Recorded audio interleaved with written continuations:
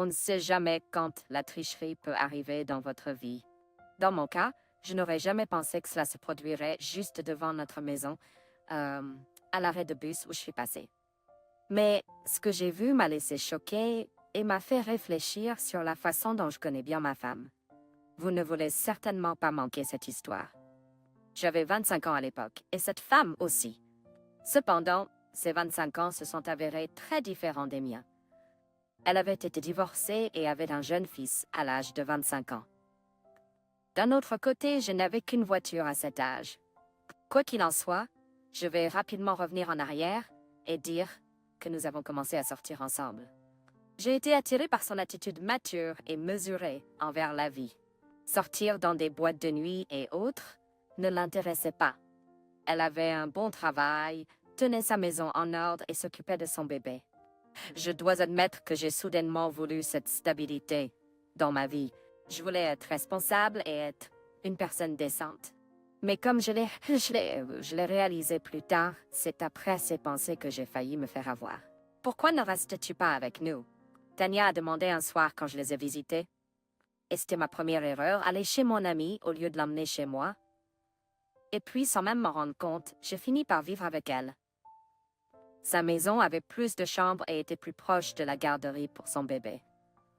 De plus, elle allait au même gymnase près de chez elle depuis des années. Alors j'ai déménagé et à partir de là, la dynamique est passée d'amoureuse et affectueuse à une avec plus de questions et d'exigences. Cela faisait presque 6 mois que nous nous étions rencontrés et à ce moment-là, je me comportais déjà comme un mari. Je faisais toutes sortes de petites choses autour de la maison, je prenais du temps libre pour aider avec le bébé et je payais tout. Maar ongeveer dat heb ik mij omgedaan daarvoor in primaire. Alors, où est ton ex-mari maintenant? Je lui ai finalement demandé. Bien sûr, elle en avait brièvement parlé quand nous nous sommes rencontrés, mais elle semblait préférer parler de notre relation plutôt que de son passé. Mais peu importe à quel point j'ai essayé de l'éviter, la vérité a fini par éclater. Et une série d'événements m'a finalement forcé à m'éloigner de cette Tatiana. Alors, une fois qu'elle et moi avons commencé à parler du gymnase où elle allait régulièrement depuis plusieurs mois, c'est loin, je lui ai demandé, devrais-je aussi commencer à me préparer pour le printemps? Tant que c'est l'automne ici, puis l'hiver, juste à temps pour l'été pour me remettre en forme. Donne-moi l'adresse. Et il s'est avéré qu'il n'y a pas de gymnase près de chez nous. Et elle n'y est pas allée depuis des semaines. Alors pourquoi m'as-tu dit que tu faisais de l'exercice depuis longtemps? Je lui ai demandé. Je voulais t'impressionner comme si les hommes ne faisaient pas ça. Je vois pas de gymnase, et puis plus encore. Puis la première dispute a éclaté quand je lui ai apparemment posé une question déplacée. Eh bien, encore plus drôle était sa réponse. Elle a un système de maison intelligente chez elle. Eh bien, vous pouvez contrôler les appareils avec votre téléphone portable. J'ai pris mon téléphone et il était à court de batterie. J'ai rapidement allumé l'appareil dont j'avais besoin et rapidement mis mon téléphone portable sur le chargeur.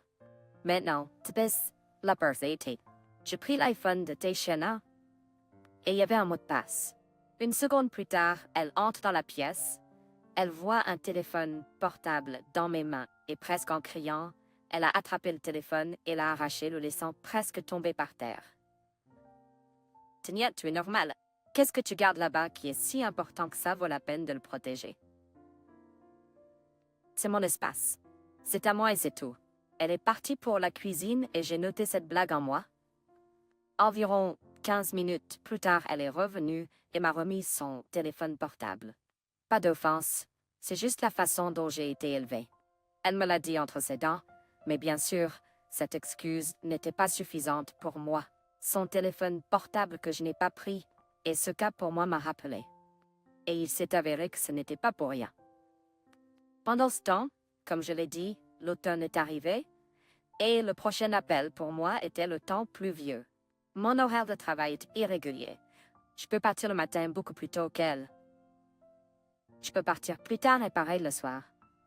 Je peux être à la maison à 3 heures et parfois je ne peux me coucher qu'à minuit. Un jour comme celui-là, j'ai appelé la future épouse de la malheureuse Tatiana et j'ai rapidement pris l'enfant de la garderie à 4 heures, et j'étais avec lui à la maison. Il pleuvait dehors, et nous attendions Taishiana à la maison vers 6 heures. Quand ce moment est arrivé, Taishiana est rentrée à la maison.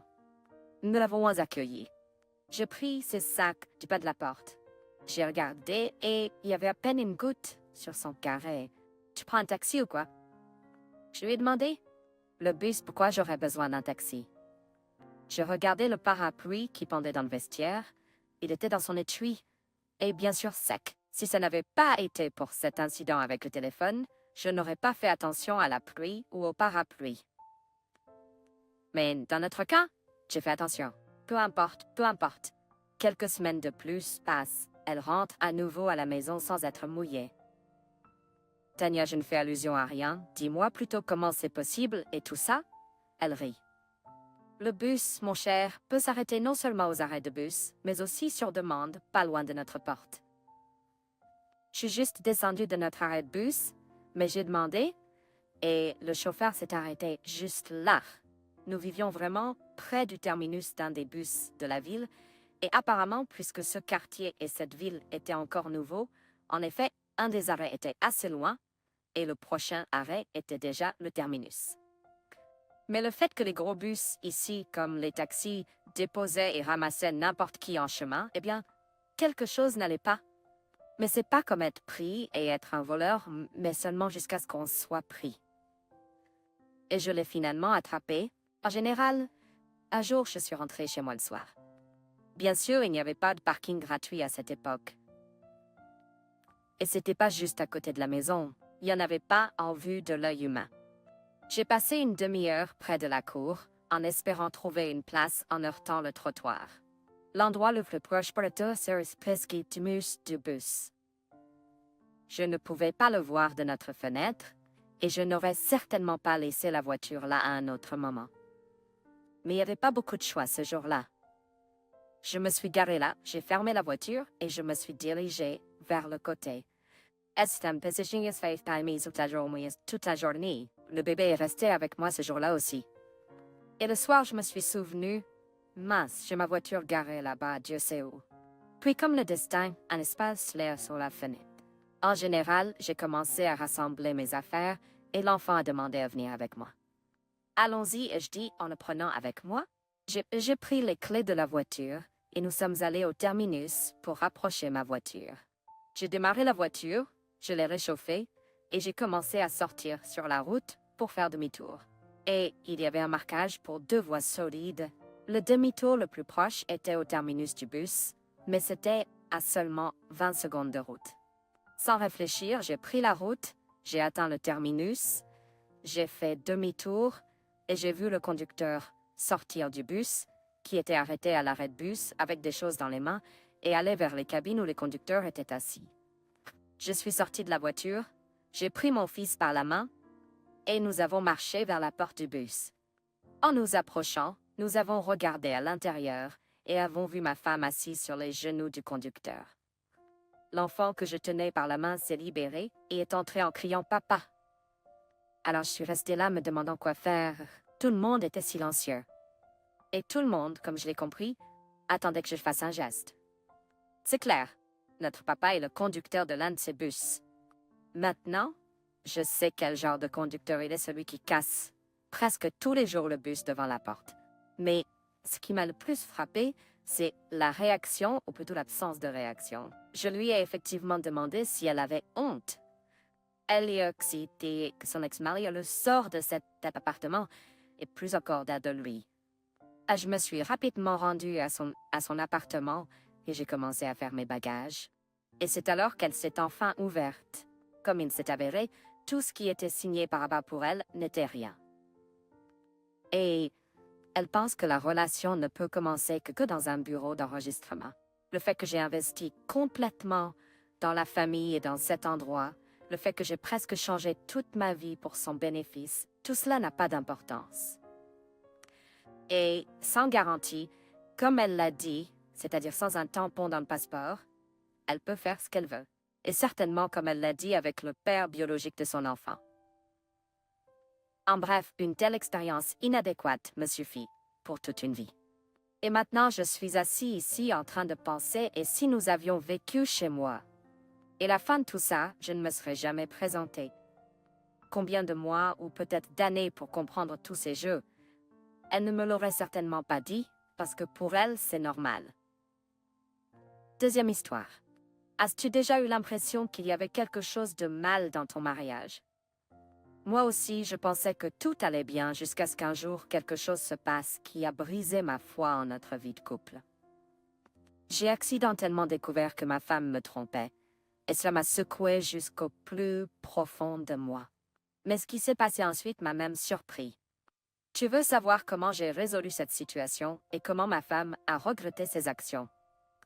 Alors reste avec moi pour le reste de cette vidéo. Je vais passer sur la façon dont ma femme et moi nous sommes rencontrés. Cela n'a pas beaucoup de pertinence pour mon histoire qui, à en juger partout, sera assez longue.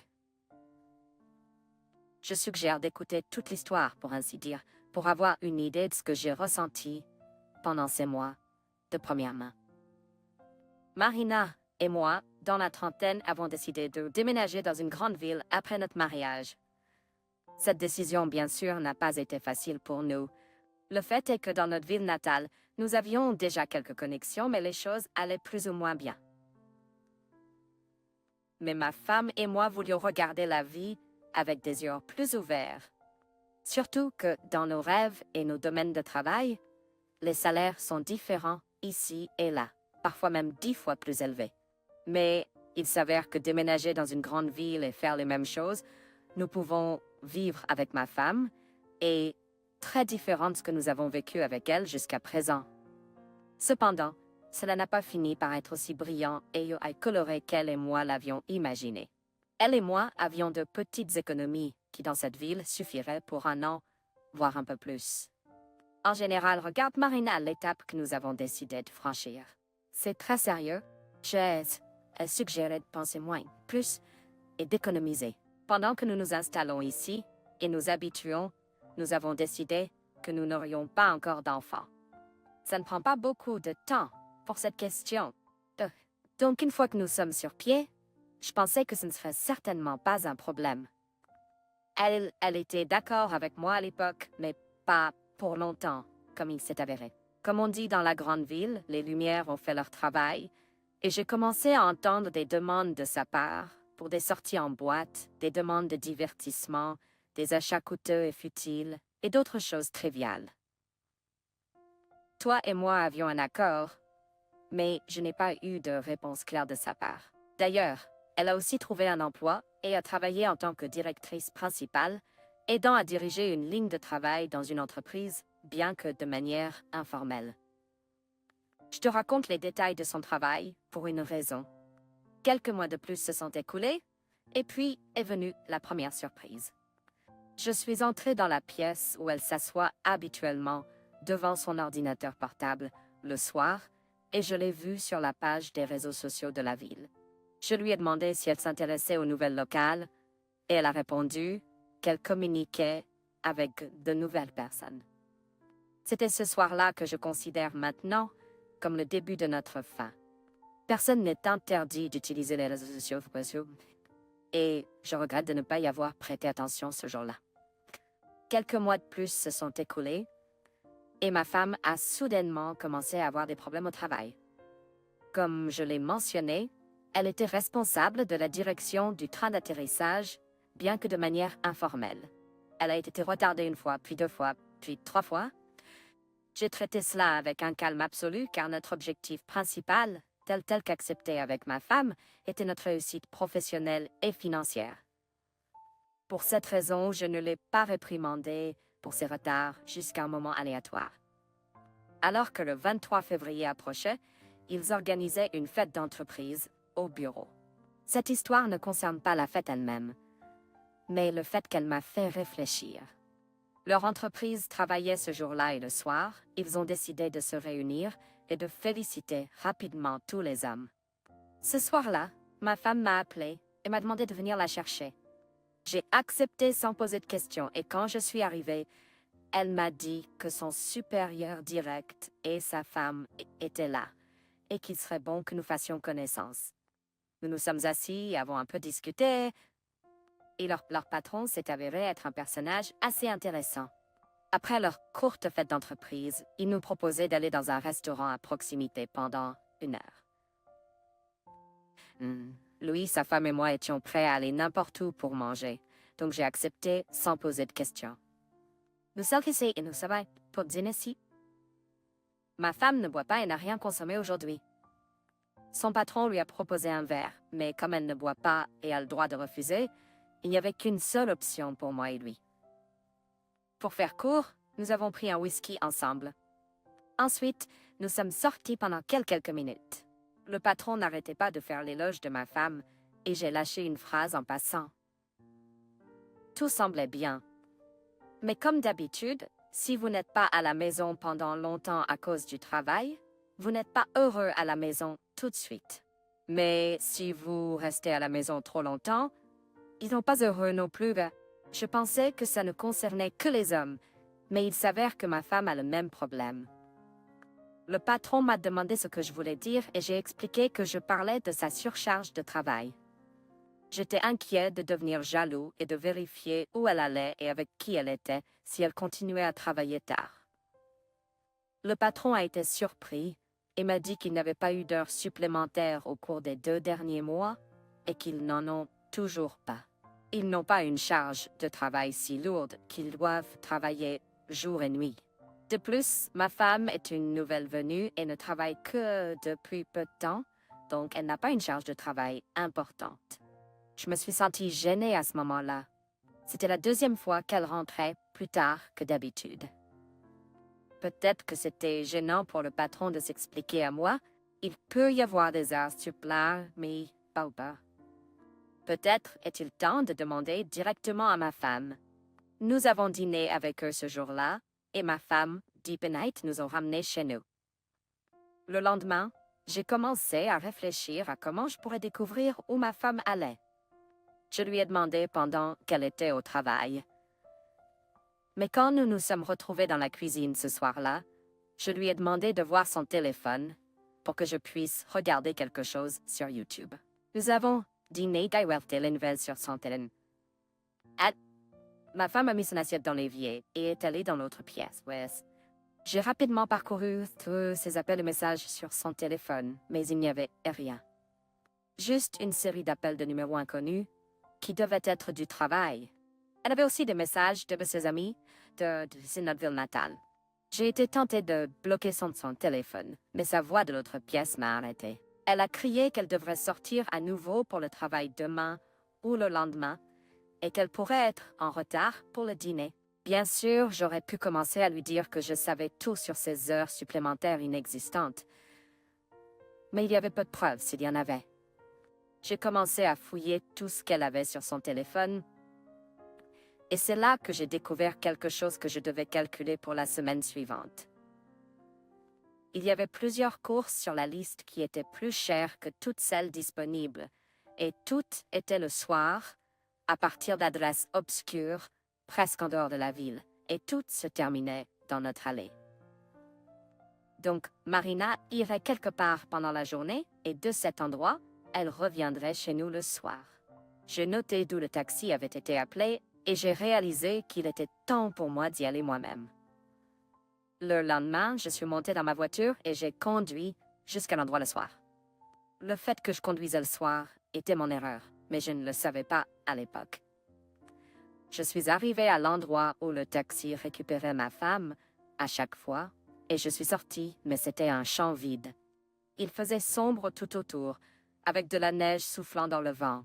Je me suis assurée plusieurs fois, d'accord? Je suis là où ma femme est souvent aussi. Je suis montée dans la voiture et j'ai roulé un peu plus loin. Il y avait des champs tout autour. Alors j'ai allumé mes feux de route et utilisé mon navigateur. La neige devenait plus profonde sous mes roues. Elle commençait déjà à se faufiler légèrement autour du bas de ma voiture. J'ai vu la clôture et la porte dans les phares, j'ai fait demi-tour et je suis allée à la maison. Alors que je montais, ma femme m'a appelé. « Où es-tu? » Elle a demandé. « Il est assez et tu es dans ton téléphone. » « Qu'il est temps? » J'ai demandé à ma femme à nouveau. Je suis en train de monter les escaliers. Nous avons dîné, Sommes allés au lit et quelques jours plus tard, elle est rentrée tard que d'habitude. J'ai continué à essayer de comprendre où elle allait, alors j'ai pris son téléphone portable à nouveau. Et cette fois, je n'en croyais pas mes yeux. C'était le même endroit où j'étais allée il y a quelques jours seulement. Eh bien, quoi, je dois y aller à nouveau? Je me suis dit, mais j'ai décidé d'y aller avant qu'il fasse nuit. Peut-être que je verrai quelque chose. Et j'ai vu quelque chose en chemin. Je suis allée au même endroit l'après-midi, mais rien n'avait changé. C'était toujours juste un champ vide. J'ai utilisé mon navigateur sur mon téléphone et j'ai pris la même route. Je suis tombée sur une autre clôture, mais ces affaires violentes et trop haute. J'ai commencé à taper l'adresse dans mon téléphone pour savoir quel genre d'entreprise c'était. Et puis j'ai vu que le réseau sur mon téléphone portable ne fonctionnait pas près de la clôture. Il n'y avait pas de barre du tout. J'ai fait marche arrière et je me suis retournée près de la porte. Et c'est là que j'ai vu un panneau. C'était une prison. Je me suis retournée et j'ai roulé quelques dizaines de mètres plus loin et la connexion est réapparue. J'ai passé le point où ma femme. D'habitude, j'attendais un taxi et puis tout à coup, j'ai réalisé qu'elle n'avait nulle part d'autre où aller. C'est pour ça qu'elle prenait toujours un taxi depuis ce point éloigné. Dans cet établissement varié, il semble y avoir des brouillages et pas de réception au réseau comme on pourrait s'y attendre. J'avais déjà décidé d'y aller et de le montrer à ma femme, mais elle n'allait pas l'admettre si facilement. Si je ne comprends pas bien ici, elle trouvera des excuses pour chacun de mes arguments. À moins, bien sûr, que je me trompe dans mes calculs et mes soupçons ici. Quoi qu'il en soit, je me suis souvenu qu'elle avait dit qu'elle serait encore en retard l'autre jour. Je me suis dit, c'est parti, on va attendre ce jour-là. Un jour plus tard, je l'ai appelé sur son téléphone portable dans l'après-midi, et il était hors de portée. C'est maintenant ou jamais, j'ai pensé ce jour-là. Je suis montée dans ma voiture et je suis allée à une adresse que je connaissais déjà bien. J'ai appelé à nouveau en chemin pour ne pas y aller pour rien, mais le téléphone était toujours déconnecté. On aurait dit qu'elle était quelque part là-bas. J'ai roulé jusqu'à un endroit un peu plus éloigné où les lumières de la porte n'atteignaient pas. J'ai attendu, et une demi-heure plus tard, ma femme est effectivement sortie. 2 autres personnes sont sorties avec elle, apparemment des proches de ceux qui étaient à l'intérieur. Oh, Statine à la voie Artus. Eh bien, Marina a pris cette route jusqu'à cet endroit où il y a toujours une connexion. Apparemment, elle a appelé un taxi à partir de là, comme elle en avait l'habitude. Je me suis garée derrière elle, j'ai klaxonné et elle a failli reculer dans un banc de neige. J'ai pris à gauche, je me suis arrêtée et je suis sortie de la voiture. Je lui ai crié « Salut, comment tu es ici ?» Ma femme et moi, sans attendre ces autres questions inutiles, lui ai dit que je savais tout de ses activités sur les réseaux sociaux, mais aussi qu'il n'y avait pas, et qu'il n'y a pas de recyclage. Bien sûr, j'ai dû mentir un peu et lui ai dit que j'avais parlé à un avocat il y a quelques semaines. Il avait tout trouvé pour moi et où elle allait. Et surtout, il avait découvert à qui. Donc pas d'excuse qu'elle n'y pense même pas. Je lui ai demandé de simplement répondre pourquoi elle faisait tout ça et si c'est pas une honte de courir comme ça, en douce et le soir pour me tromper. De toute façon, elle l'a rencontré sur les réseaux sociaux. Manté, Intiel et travaille dans un tel établissement merveilleux. Je ne sais pas ce qu'il a attiré chez lui. Peut-être une attitude différente envers les valeurs familiales, car d'après ce que je comprends, il a déjà des enfants. Mais je pense qu'elle ne trouvera pas la même ouverture et compréhension avec lui, comme elle le voulait avec un camarade.